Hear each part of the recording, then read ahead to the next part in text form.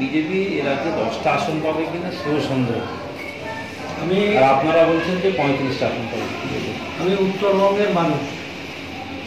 উত্তরবঙ্গে গতবার একটা সিট কংগ্রেস পেয়েছিল, এবার সে সিটটাও পাবে না, আটটাই বিজেপি পাবে।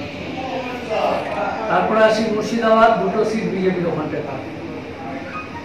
কংগ্রেস নির্মূল হবে, সিপিএম নির্মূল হবে, কারণ তৃণমূল কংগ্রেস সিপিএম একসাথে লড়ছে। 3 জন তাদের একই বক্তব্য, নো ভোট বিজেপি। 3 জন একসাথে আছে, উপরে তো আছেই তারা একসাথে। তো সেই কারণে এবার আমাদের 24-এর 25-এর পর থেকে গোনা শুরু হবে।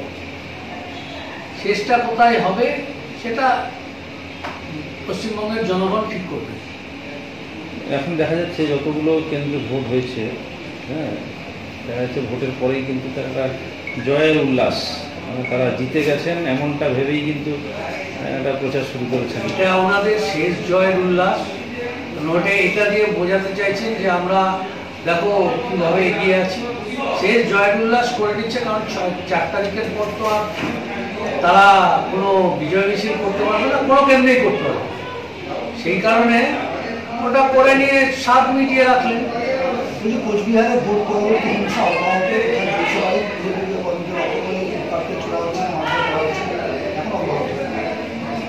প্র্যাকটিক্যালি তৃণমূল দলটা না একটা ওই, আমরা উত্তরবঙ্গে আমাদের অনেক জঙ্গল আছে, দক্ষিণবঙ্গেও আছে, জঙ্গলে কিছু মানে নেকড়ে জাতীয় থাকে, তারা অত্যন্ত হিংসা পড়ায়।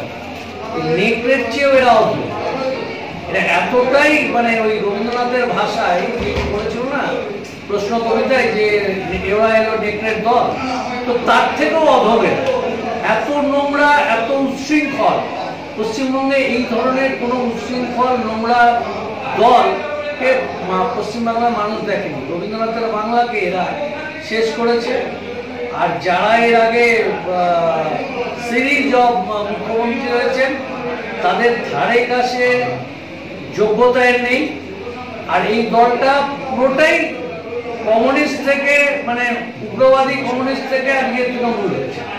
সবাই এক একটার পর একটা মন্ত্রী দেখুন, নেতা দেখুন, নেত্রী দেখুন, এমপি দেখুন, সবই একসময় সব তৃণমূলের মানে বিশিষ্ট নেতা নেত্রী ছিলেন। তো সেই কারণে এরা চরম উগ্রবাদী উচ্ছৃঙ্খল দল, তাই এরা করছে, গণতান্ত্রিক ব্যবস্থাকে ভেঙে ধ্বংস করে দিয়েছে। আগামীকাল